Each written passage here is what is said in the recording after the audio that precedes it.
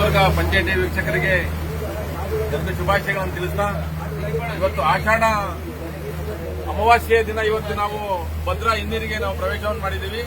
ಸಮಾನ ಮನಸ್ಕರ ಸ್ನೇಹಿತರ ತಂಡವೊಂದು ಭದ್ರೆಯನ್ನ ವೀಕ್ಷಣೆ ಮಾಡಕ್ ಬಂದಿಲ್ಲ, ಕೇವಲ ಭದ್ರೆಯನ್ನ ನೋಡ್ಲಿಕ್ಕೆ ಅಷ್ಟೇ ಬಂದಿಲ್ಲ. ನಾವು ಇದೀಗ ನಮ್ಮ ಕಾಂಗ್ರೆಸ್ ಅಧ್ಯಕ್ಷರಾದಂತಹ ಬ್ಲಾಕ್ ಕಾಂಗ್ರೆಸ್ ಅಧ್ಯಕ್ಷರಾದ ಪದ್ಮನಾಭ ಅವರು ಹೇಳಿದ್ರು, ಯಾರಿಗೆ ಇಚ್ಛಾಶಕ್ತಿ ಇರುವ ರಾಜಕಾರಣಿ ಭವಿಷ್ಯದಲ್ಲಿ ನಾನು ಮಾಡುವ ಕಾರ್ಯ ಶಾಶ್ವತವಾಗಿರಲಿ ಅನ್ನೋ ಒಂದೇ ಒಂದು ಉದ್ದೇಶದಿಂದ, ಯಾಕೊತ್ತಾ ಎಲ್ಲ ಅಧಿಕಾರಿಗಳು ನಶ್ವರ, ಇಲ್ಲಿ ಯಾರು ಕೂಡ ಶಾಶ್ವತವಾಗಿರೋದಿಲ್ಲ. ನಾನು ಮಾಡುವಂತಹ ಕಾರ್ಯ ಮತ್ತು ಸೇವೆ ದೀರ್ಘಕಾಲ, ಅಂದ್ರೆ ಈ ಮನುಷ್ಯ ಇರೋವರೆಗೂ ಕೂಡ ಮುಂದಿನ ಪೀಳಿಗೆಗೆ ಇರಲಿ ಅನ್ನೋ ಒಂದೇ ಒಂದು ಉದ್ದೇಶದಿಂದ ಸನ್ಮಾನ್ಯ ಬಿಜಿ ಗೋವಿಂದಪ್ಪನವರ ಒಂದು ಬಹುಗ್ರಾಮ ಕುಡಿಯುವ ನೀರಿನ ಯೋಜನೆಯನ್ನು ಮಾಡಿದ ಸಂದರ್ಭದಲ್ಲಿ ಕೆಲವೊಂದು ವಿಘ್ನಗಳು ಬಂದಿದ್ದಾವೆ. ಆ ವಿಘ್ನಗಳ ನಿವಾರಣೆಯಾಗಕ್ಕೆ ತಾಯಿ ಭದ್ರೆಯನ್ನು ಬೇಡ್ಕೊಳ್ಳಿಕ್ಕೆ ಬಂದಿದ್ದೀವಿ ನಾವು ಇವತ್ತು. ಇಂಥ ಸಂದರ್ಭದಲ್ಲಿ ಎಲ್ಲ ನಮ್ಮ ಸಾಗರ್ ಇರಬಹುದು, ನಮ್ಮ ಪದ್ಮನಾಭರ ಇರಬಹುದು, ಸುರೇಶ್ ಅವರು ಇರಬಹುದು, ರಾಮಲಿಂಗರ ಇರಬಹುದು, ಎಲ್ಲ ನನ್ನ ಸ್ನೇಹಿತ ಮಿತ್ರರು ಎಲ್ಲ ಸೇರಿ ಬಂದಿದ್ದೀವಿ.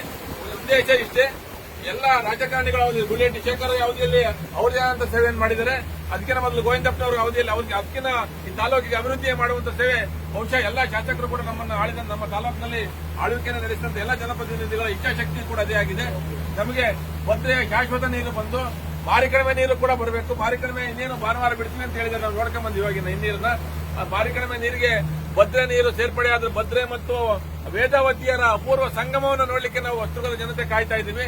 ಆ ನಿಟ್ಟಿನಲ್ಲಿ ಒಂದು ವಿಶೇಷವಾದಂತಹ ಪಂಚಾಯತ್ ಟಿವಿ ನಮ್ಮ ಪಂಚಾಯತ್ ಅವರು ಅತ್ಯುತ್ತಮವಾದಂತಹ ಮೀಡಿಯಾವನ್ನು ನಮಗೆ ತಲುಪ್ತಾ ಇದ್ದಾರೆ ಇಡೀ ನಾಡಿನ ಜನತೆಗೆ. ನಮ್ಮ ನಾವಿಕರು ಅತ್ಯುತ್ತಮವಾಗಿ ನಮಗೆ ಈ ಒಂದು ದೋಣಿ ವಿಹಾರದಲ್ಲಿ ಕರ್ಕೊಂಡು ಹೋಗ್ತಾ ಇದ್ದಾರೆ. ನೋಡಿ, ಅಭಯಾರಣ್ಯ ಇಲ್ಲಿ ಅತ್ಯಂತ ಭಾರತ ದೇಶದಲ್ಲಿ ಅತ್ಯಂತ ಪವಿತ್ರವಾದಂತಹ ಸ್ಥಳ ಯಾವುದಾದ್ರೂ ಇದ್ರೆ ಅದು ಭದ್ರಾ ಅಭಯಾರಣ್ಯ.